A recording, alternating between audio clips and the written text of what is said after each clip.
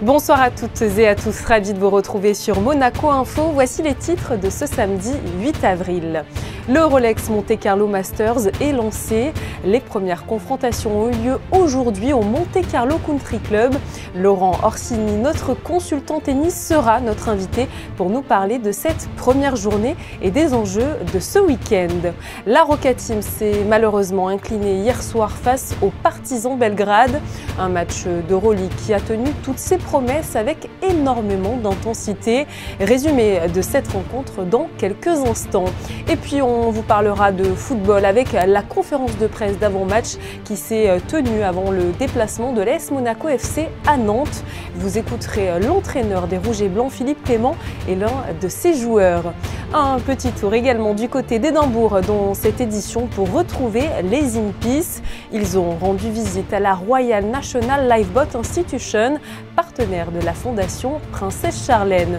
Notre deuxième invité sera Christian Clot. Cet explorateur a conduit l'expédition Deep Climate en Laponie.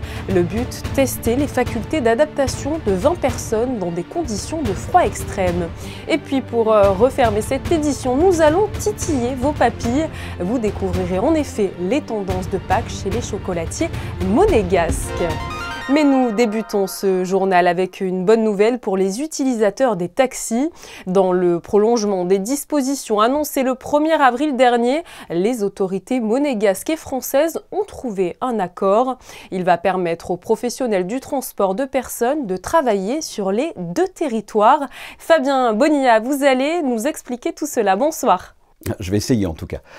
En résumé, un accord a été trouvé entre Monaco et la France. Pour refaire l'historique, on commence par le geste qui a été fait par Monaco. Il faut savoir qu'à partir du 1er avril, et ce jusqu'au 31 octobre, 300 vignettes seront accordées aux VTC et 20 vignettes pour les taxis venant de France, pour la somme de 600 €. Ainsi, ces véhicules possédant la vignette pourront récupérer des passagers à Monaco pour pouvoir les transporter dans l'Hexagone. Cette nouvelle disposition était une main tendue du gouvernement en espérant qu'il y ait une réciprocité, autrement dit que des taxis monégasques ou des véhicules de grande remise de la principauté puissent à leur tour avoir la possibilité de déposer, ça c'était déjà le cas, mais, et c'est ce qui change, de récupérer des passagers en France.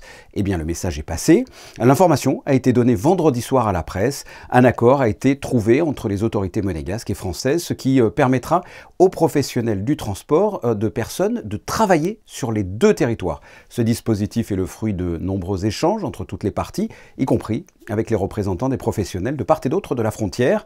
Ce dispositif sera mis en œuvre dans les prochains jours. Merci beaucoup à vous Fabien Bonilla pour toutes ces précisions. Du tennis à présent, mais pas avec n'importe qui. Novak Djokovic va en effet participer au Rolex Monte Carlo Masters et il était ce matin au Larvotto pour une confrontation avec Yannick Sinner. L'occasion de taper ensemble quelques balles aux côtés de jeunes enfants sur un micro-terrain. Le tout au milieu de nombreuses personnes ravis du spectacle, vous vous en doutez. Et justement, les qualifications du Rolex Monte Carlo Masters ont débuté ce samedi et se poursuivront demain. Synonyme du lancement de la belle saison sur terre battue, l'épreuve est toujours très relevée. Pour nous en parler, Laurent Orsini, notre consultant tennis. Bonsoir. Bonsoir Julia. Merci beaucoup d'être avec nous sur Monaco Info alors que vous êtes en ce moment même du côté du Monte Carlo Country Club. Les qualifications ont débuté. Expliquez-nous concrètement tous les enjeux de ce week-end passionnant. Effectivement, le tournoi commence par une épreuve de qualification qui permet aux joueurs qui ne rentrent pas directement dans le tableau final, à savoir les joueurs dans le top 50 mondial, de pouvoir participer aux qualifications, de faire 2 matchs. Et à l'issue de ces 2 matchs, s'ils les gagnent évidemment, ils peuvent intégrer le tableau final. Donc ce sont des qualifications qui sont très très relevées, d'un niveau d'un tournoi, d'un tableau final d'une catégorie en dessous. Le moins mieux classé des qualifications, si je peux m'exprimer ainsi, est 128e mondial. Donc ça donne une idée du niveau de ces qualifications.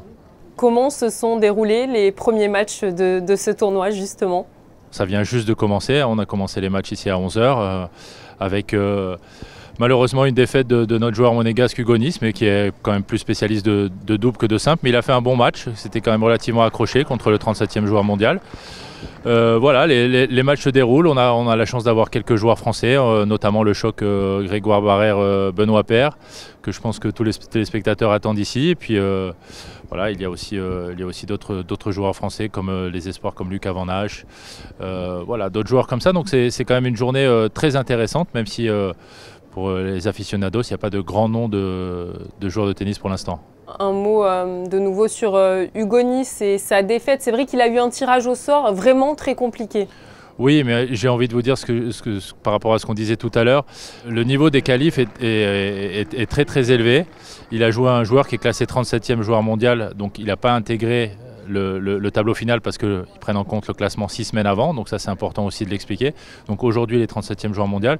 C'est pas évident pour lui qui joue très peu de simple tout au long de l'année, qui est vraiment un spécialiste de double, mais qui a réussi quand même à gêner le Finlandais avec son jeu de service volé, retour volé, des séquences de jeu courtes. Premier match sur terre battue du joueur finlandais qui fait quand même quart de finale au Master 1000 de Miami. Donc c'est évidemment décevant pour lui, mais je trouve qu'il a fait quand même un bon match. On l'a compris, les choses sérieuses ont commencé dès ce matin à 11 h. Quels sont les matchs que vous attendez avec le plus d'impatience, Laurent ? Je pense que c'est le choc franco-français des qualifications entre Grégoire Barrère et Benoît Paire, on l'a dit tout à l'heure. Des joueurs en plus qui sont aussi de la même région. Benoît Paire qui a eu des mois difficiles, qui est redescendu au classement, qui est au-delà de la 100e place mondiale. Grégoire Barrère qui est un joueur du top 100. Donc je pense que ça va être le match à regarder aujourd'hui et évidemment le match de Luca Katarina. Un mot sur les grands favoris de ce tournoi. Novak Djokovic, selon vous, est celui qui va le remporter peut-être ?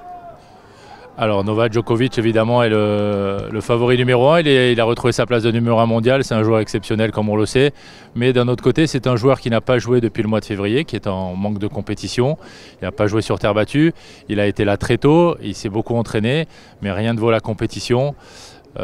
Après il y aura un joueur comme Stefanos ou Tsitsipas ou Yannick Sinner à regarder de près parce que voilà, c'est le premier tournoi sur terre battue de l'année et les joueurs n'ont pas forcément tous leurs repères sur cette surface si exigeante. Un mot sur votre ressenti concernant l'atmosphère, le climat présent au Monte Carlo Country Club. On l'entend un petit peu, hein. À vos côtés, il y a l'air d'avoir beaucoup d'ambiance pour cette édition 2023. Oui, c'est vrai que là, même pour un samedi des qualifs, le central est pratiquement plein. Je peux le voir du coin de l'œil. Il y a beaucoup de monde, il fait très très beau. Évidemment, quand on est dans la région et qu'on aime le tennis, c'est une période de l'année que tout le monde attend avec impatience. Le tournoi, en plus, a évolué. Derrière nous, on a le village qui a une nouvelle configuration avec des parties élevées pour bénéficier de la vue mer. Voilà, c'est un tournoi qui est en perpétuelle évolution et qui est de plus en plus agréable pour les joueurs, mais aussi pour les spectateurs.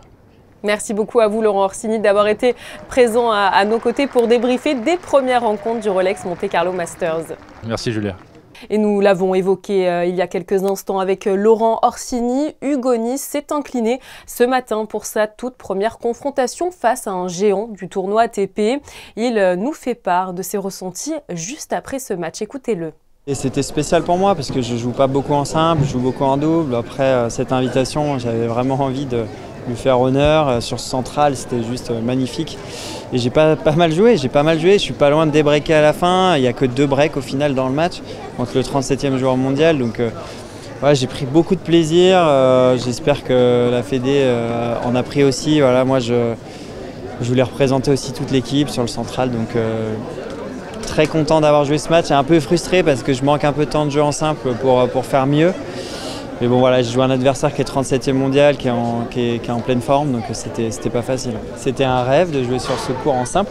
On l'avait fait en double avec Romain, mais j'ai vraiment kiffé, hein, comme on dit. J'ai pris énormément de plaisir, il faisait beau, il y avait du monde, j'ai plutôt bien joué. J'aurais aimé qu'il y ait un 3e set pour vraiment que ça marque le coup, mais j'étais super heureux. Scénario cruel pour l'autre monégasque en lice dans ce Rolex Monte Carlo Masters. Luca Katarina s'est incliné 7-6, 6-4 face au Français Hugo Humbert.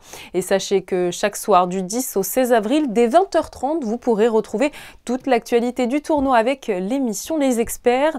Nos experts qui sont Laurent Orsini, que l'on a reçu il y a quelques instants, Frédéric Elion et Christophe Paco. La Roca Team jouait hier soir son dernier match de saison régulière d'Euroleague à domicile. Opposés aux Partizan Belgrade, les Monégasques avaient à cœur de prendre leur revanche face à des Serbes en quête d'une qualification en play-off. Un combat de haut niveau à Gaston Médecin que vous résument Yannick Debevert, Thomas Deus et Clélia Renaud. Monaco Partizan, c'était avant tout le retour de Danilo Andjusic et Mathias Le Sort à Gaston Médecin. Tous deux chaleureusement applaudis avant la rencontre. Quelques centaines de supporters serbes avaient fait le déplacement, dont un certain Novak Djokovic, numéro 1 mondial de tennis. Tout était réuni pour un match exceptionnel entre le Partizan venu chercher sa qualification en play-off et Monaco en quête d'une montée en puissance avant les quarts de finale d'Euroleague. La rencontre commence idéalement avec un 10-1 en faveur des Monégasques qui dominent complètement ce début de premier quart. Le Partizan fait l'effort pour revenir au contact et puis écrase complètement Monaco dans la deuxième reprise avec un 10-0 notamment et un Alexa Avramovic en feu. L'arrière serbe, auteur de son record de points en carrière, inscrit 15 de ses 22 points en première mi-temps. Les Roca Boys semblent incapables d'arrêter les offensives serbes, ni même de leur répondre et rejoignent donc les vestiaires avec 7 points de retard.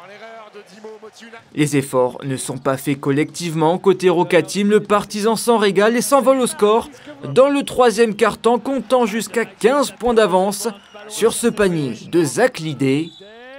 Dos au mur, les Roca Boys se réveillent enfin grâce à la rage défensive de John Brown qui pousse tous ses coéquipiers à élever leur intensité. Les attaques sont plus tranchantes et voilà que Monaco pince à 13-0 à Belgrade pour revenir dans le match et enfin jouer à son niveau. Dans le dernier quart-temps, c'est Elio Kobo qui prend les rênes de l'équipe, distribue des caviars d'abord pour ses coéquipiers avant de lui-même scorer. Ballon volé par Elio Kobo qui se protège et qui marque. Grâce à un 8-0 et à ce panier de Donatas Motiejunas, Monaco repasse devant le Partizan à 3 minutes de la fin. S'engage alors un combat où chaque coup est rendu, espérant faire tomber l'adversaire au sol. C'est finalement la Roca Team qui posera un genou à terre sur cette perte de balle de Mike James à 35 secondes de la fin du match. Derrière, Kevin Punter prend le rôle du bourreau pour rentrer un tir à 3 points décisif. Et maintenant, il prend le shoot à 3 points. Toute sa vie, il a fait ça. AD, this is my city. Les Roca Boys se battront jusqu'au bout, mais les Serbes ne tremblent pas sur la ligne de réparation pour garder leur avance. Score final 84-88, la Roca Team s'incline en ayant remporté 3 cartons sur 4. We didn't play consistently the whole game. We didn't fight consistently the whole game. I mean, the outcome, it's predictable. It was predictable, from the beginning. We were not falling down on a 50-50 balls. So we were not diving. We were not fighting for every possession. Defensively, we were just horrible. I think second quarter was just disaster. And so, I mean, the outcome, I think, of course, you want the good outcome out of it. But the way we were playing, I don't think we can say that we deserve this win.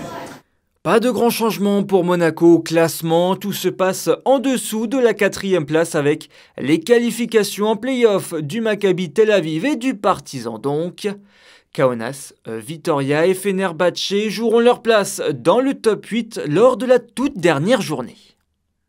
Après cette rencontre intense, la Roca Team doit maintenant se remettre la tête au championnat de France avec un déplacement à Pau ce dimanche pour la 28e journée de Betclic Elite. On continue à vous parler de sport avec du football puisque demain l'AS Monaco FC va se mesurer au FC Nantes dans son stade de la Beaujoire. À l'occasion de cette future confrontation, le technicien flamand était présent en conférence de presse. Il a notamment fait la revue de son effectif disponible. Écoutez Philippe Clément. Malang Sarr n'était pas disponible les derniers 2 jours parce qu'il était malade. Il a eu aussi une blessure avant. On verra demain. Ruben Aguilar n'est pas disponible. Il a un petit chose aux adducteurs, mais ouais, c'est trop grave pour être prêt pour le week-end. J'espère pour la semaine prochaine, il peut retourner. On verra. Et notamment, Vous connaissez la situation avec Brel, qui n'est pas disponible. Tous les autres, ils ont entraîné.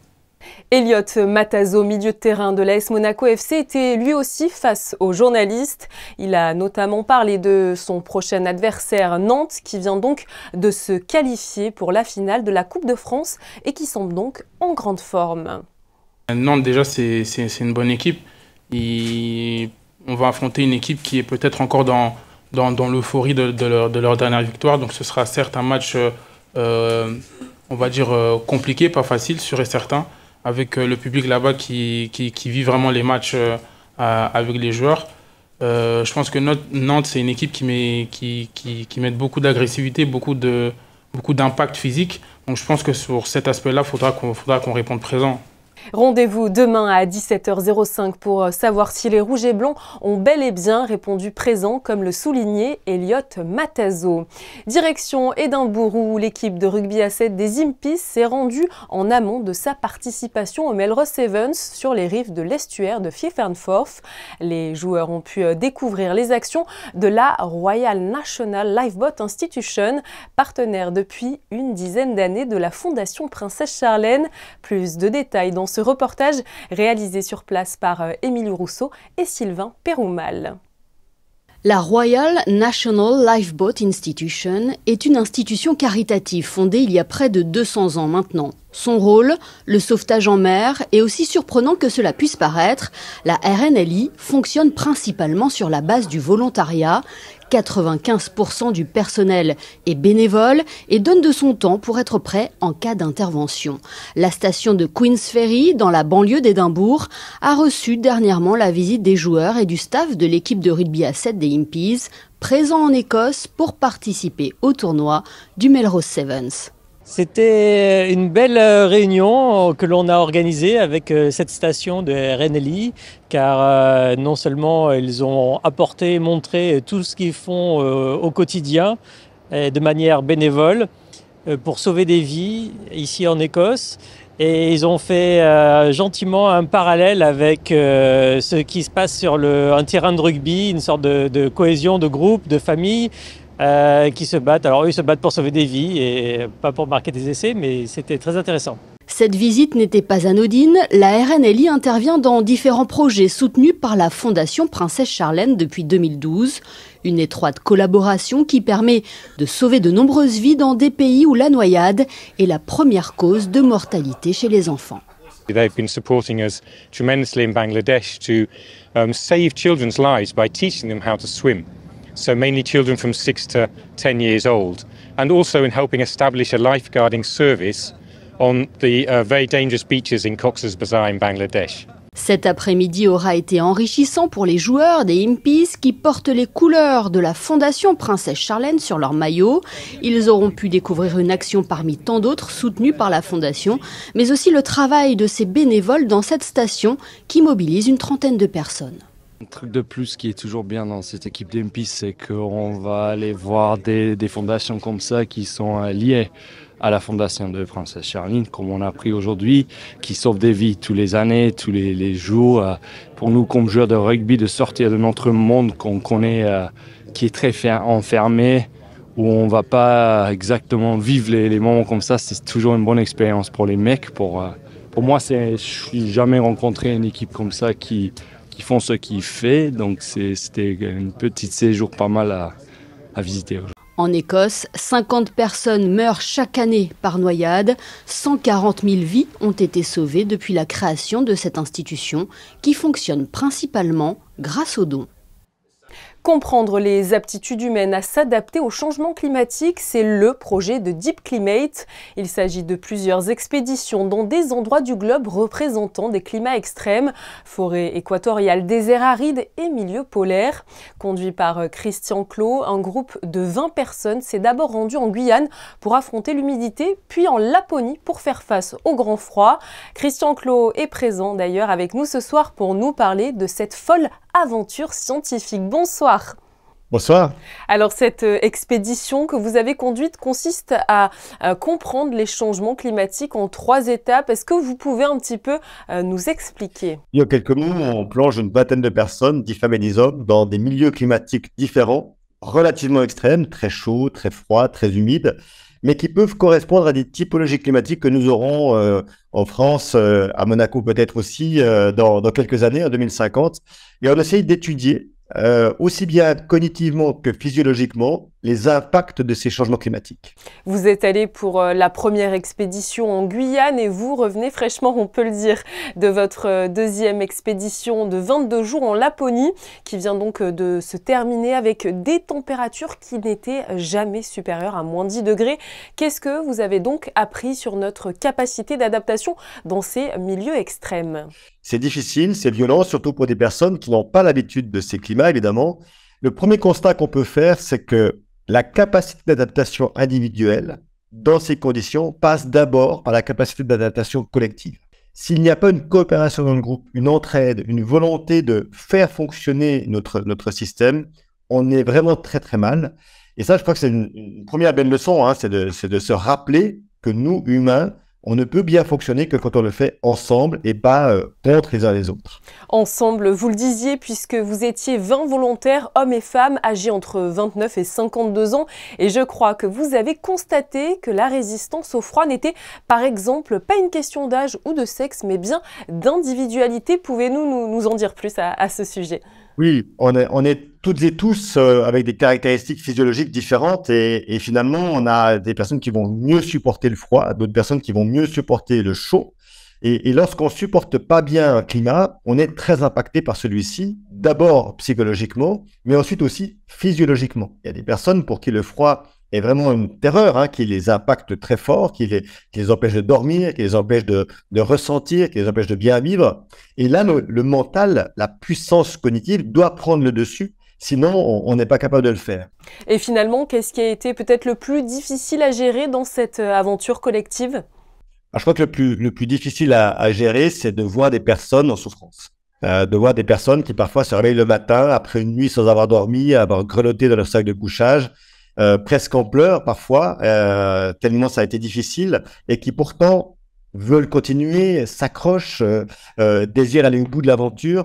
Mais c'est vrai que quand on est extérieur à ça, quand on observe ça, c'est douloureux parce que on essaie de donner des idées, des solutions, de manières de s'habiller différemment, de faire différemment, mais on est assez démunis pour aider une personne en souffrance dans ces conditions. Et finalement, c'est ça l'adaptation, hein, c'est d'arriver dans une nouvelle situation de vie, à petit ne plus souffrir de cette situation et recréer une vie qui nous paraît possible.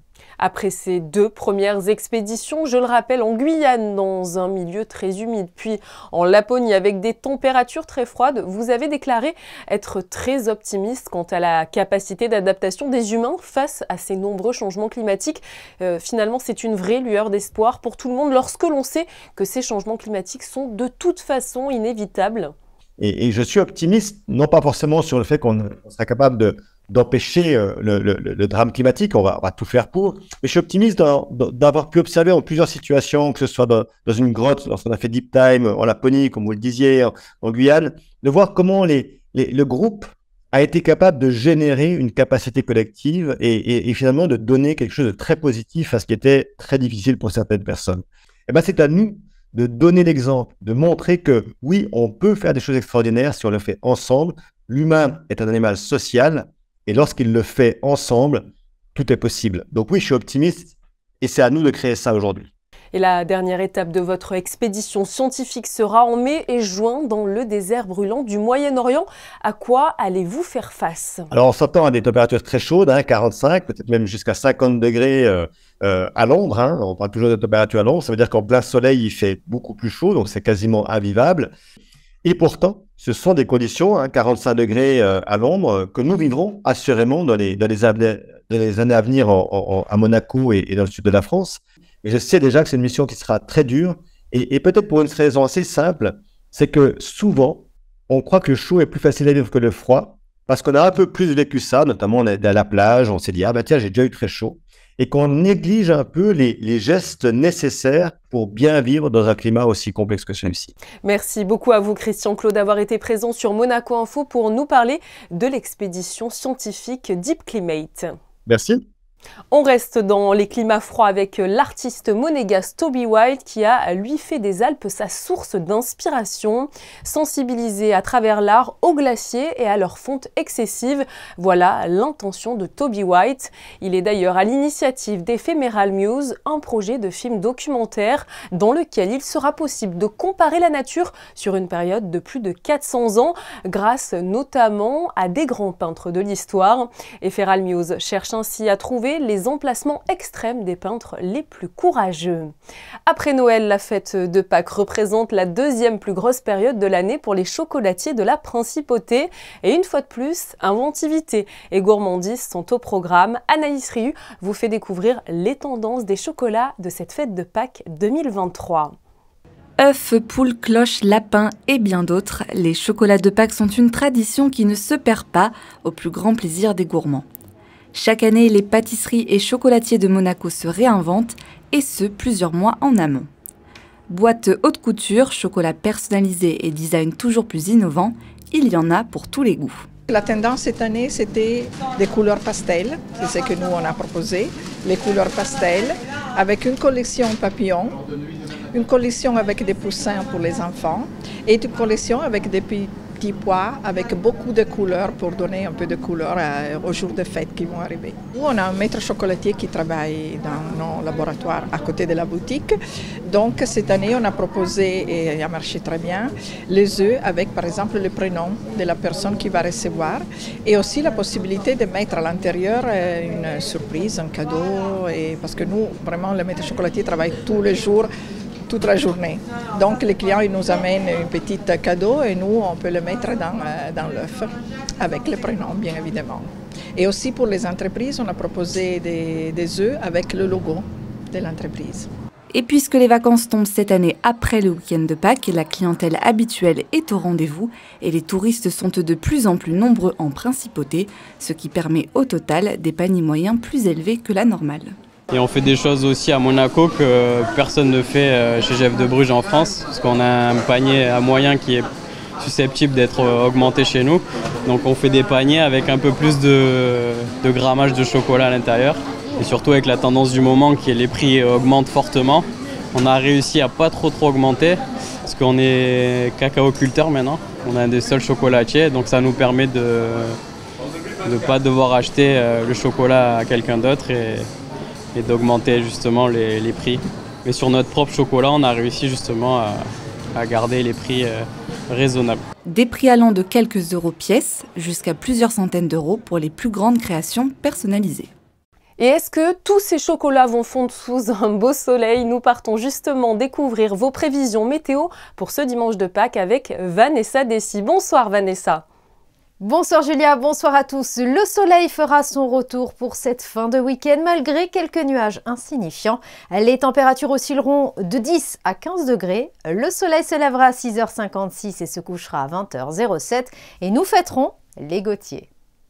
Et demain, dans 19h dimanche, Yann Antonino Guess recevra Charlotte Barbotin. Cette créatrice de bijoux basée à Monaco parcourt le monde à la recherche des plus belles pierres précieuses. En rendez-vous, encore une fois, à ne pas manquer sur Monaco Info.